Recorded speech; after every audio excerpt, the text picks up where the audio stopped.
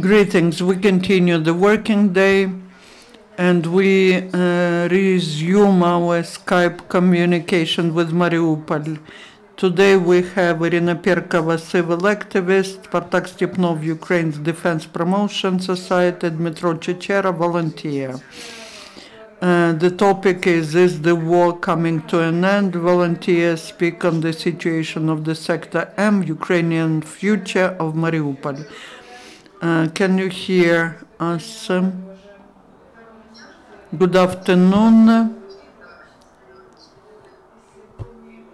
Today we will give you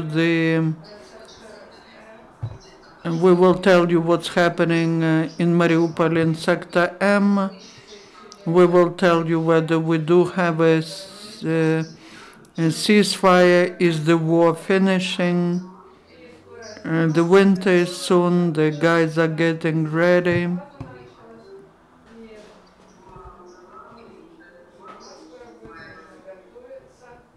We need to get ready to the winter, so I will give the floor to Dmytro. I'm Dmytro Chychera. The situation in the sector as of today is relatively quiet.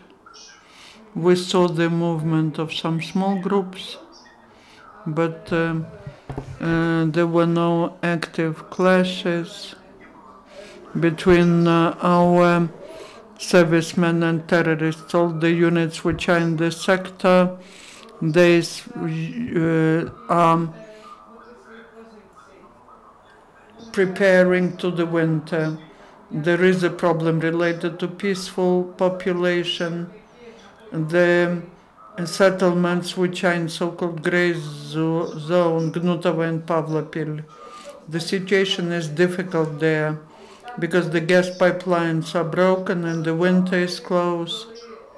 Yesterday they found several mines there, and the deminers demined them, and people will have to find some wood. They will go to forests, and there is a danger because there are many booby traps and mines, so the deminers have to work a lot.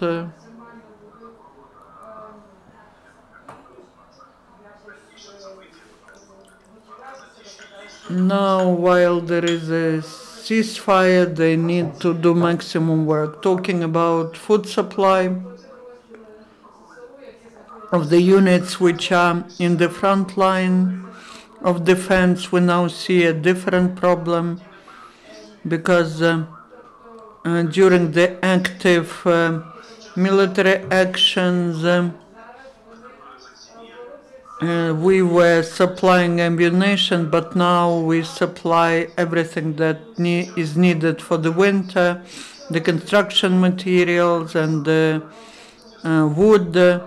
We met with the volunteers and the Ministry of Defense, and we'll be trying to coordinate the work in Sector M so that they are ready for the autumn-winter period, so that the servicemen can be there in the autumn and winter period. So our positions where they were, no one's moving them anywhere.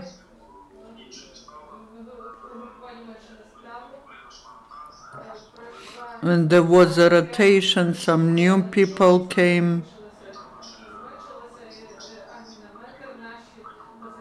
Basically, we do have our servicemen along the whole line. And what's the mood? They all are in good mood while there are no shellings.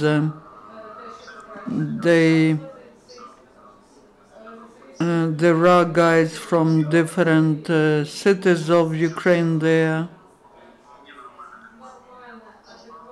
and the commandership is very good.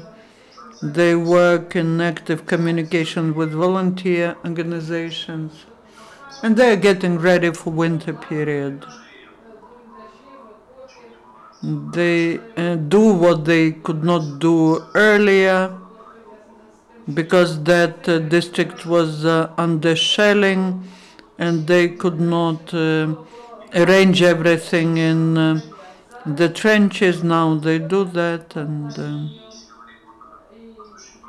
talking about the problems, mostly the wood is needed, the timber is needed for constructing the covers, but the wood that was supplied there during a few last weeks, all the wood was supplied by volunteers.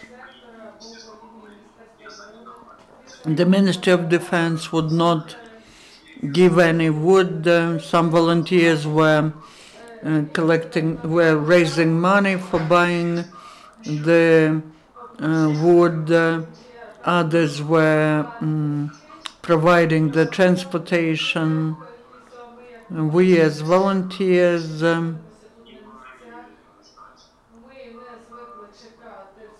we are not waiting till the state does something, so we are just trying to do something to help our servicemen. We hope that the situation will change and we will be using the reserves of the Ministry of Defense later. Is there any information on border guards?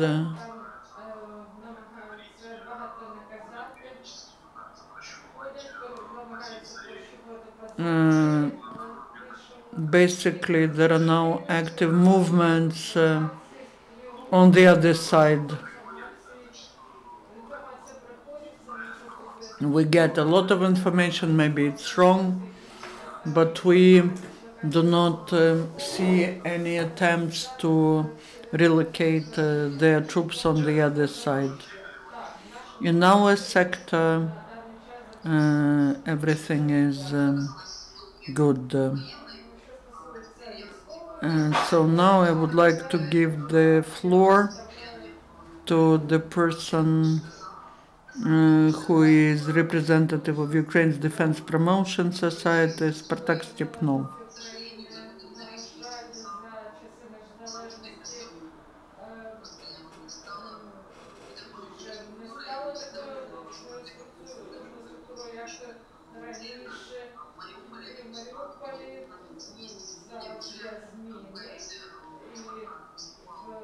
Spartak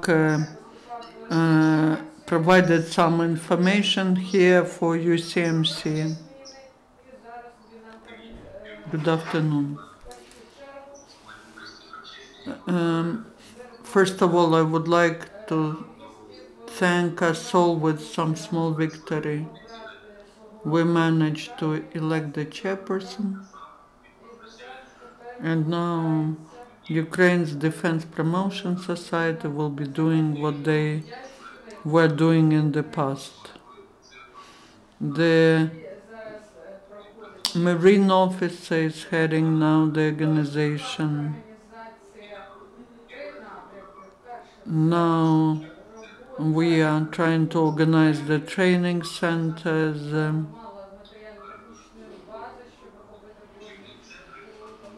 We are creating the training centers in different districts.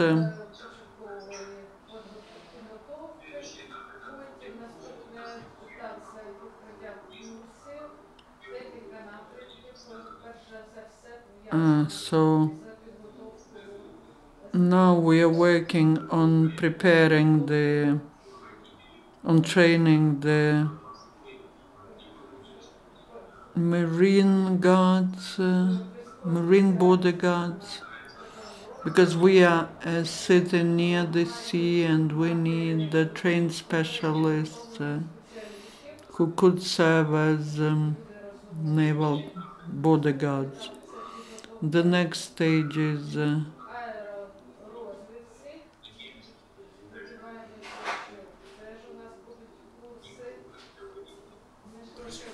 I'm very sorry. I'm very sorry. There is a request to Spartak, please speak slower because it's difficult to hear. One, we are organizing the courses on using drones. We are near the sea and we need the drones for not just reconnaissance but environmental inspection. We hope to get the support of educational establishments who can send their students, and out of them we will organize classes, and these will be the trained specialists. Two questions. First,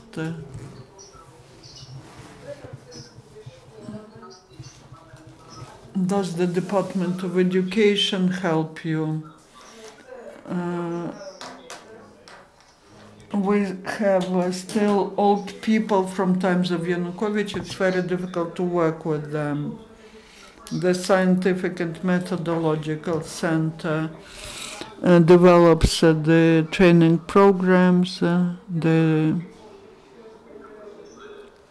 We tried to sign a memorandum on cooperation, but we have not signed it yet. So we are working with every school separately, and we now work only with volunteers, and volunteers are directors and teachers.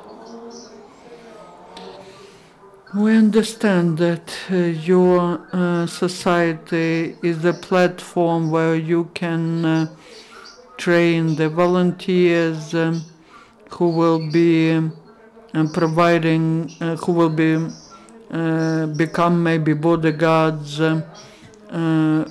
because Mariupol is a border city, but the situation which we have in the country is such because the young generation was not brought up in the spirit of patriotism. Isn't it too late to work with the school children now?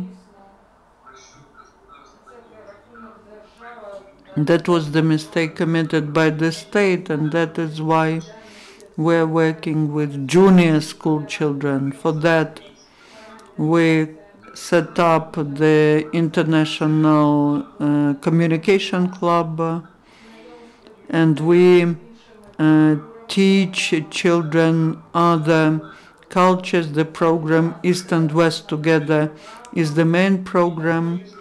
We take children to some educational programs, to other countries, to some sightseeing tours, so that first of all they learn about cultures of other countries.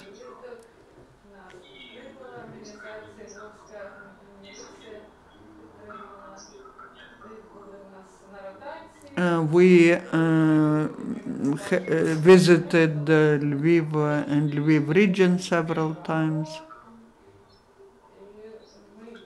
and we would like to thank even these children who are 10 or 12 now. They are our major potential.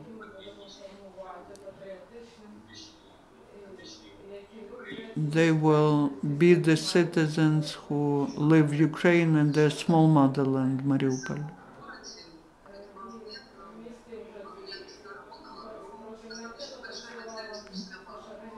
The DSO organization had a huge infrastructure in the city. They had a big office building and other buildings that was not used by the society, and there are some corruption schemes around that. What's happening with all the assets?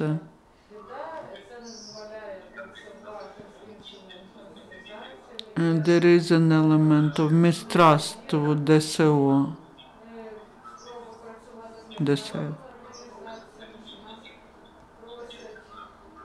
and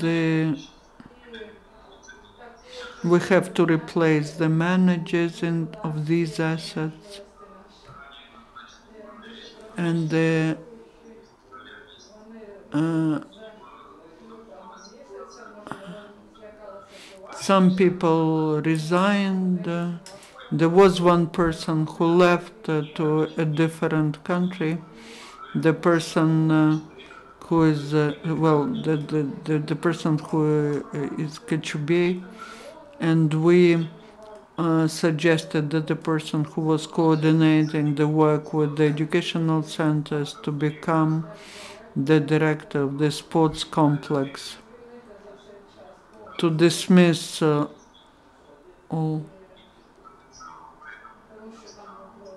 We will, all the people are dismissed. We will have to hire new. We need different specialists.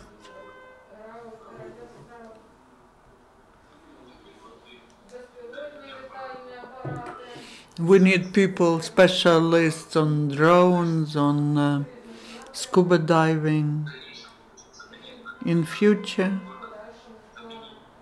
we want to replace the leaders who were not initiative type people.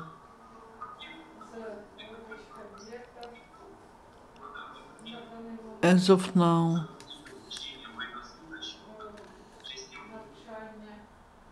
we need to train servicemen. We also need to teach the servicemen to drive, for example.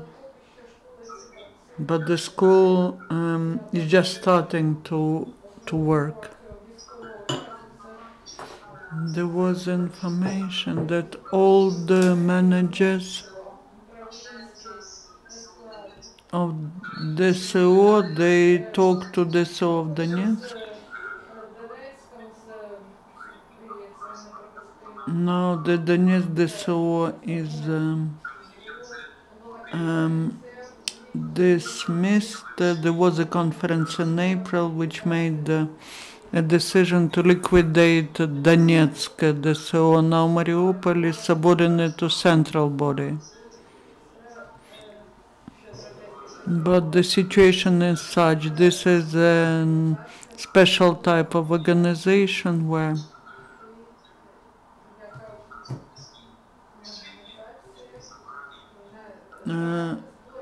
they make their own decisions. They attempt to control them from the center, should not block any processes which are for the benefit.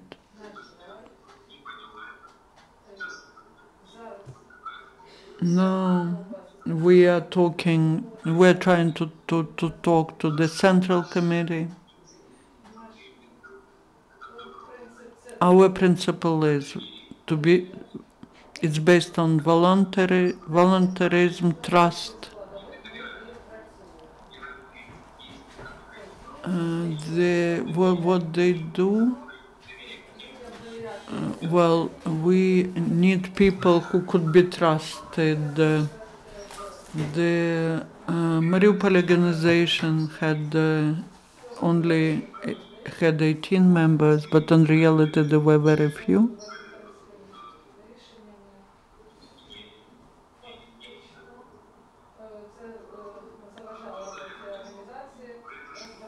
And maybe we will be able to restore the organization. Now we have the water station of the south. We were training people there. We were training them in water sports and other sports. We were training the specialists for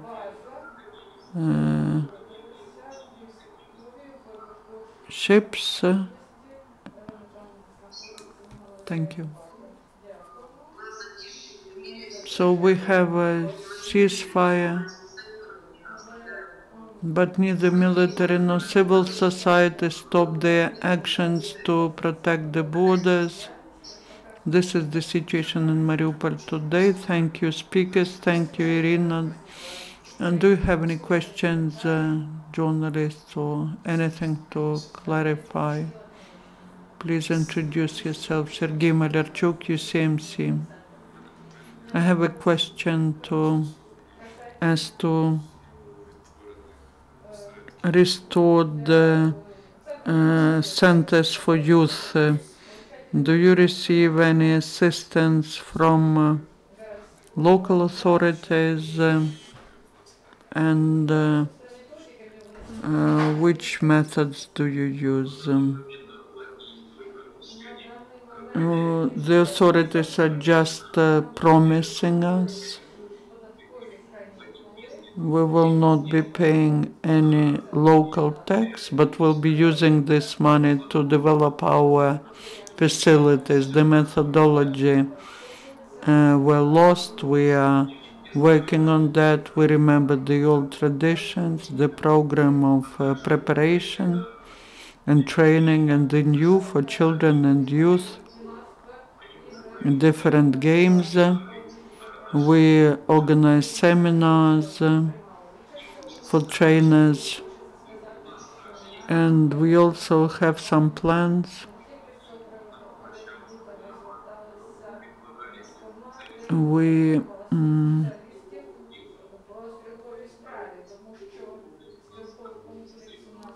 basically have good specialists in training shooting. So even the military come to us during this period of time. Since October last year, almost all the units which were in Sector M came to us. Thank you. Esteemed friends, we will finish our Skype communication. Thank you. Thank you. Our next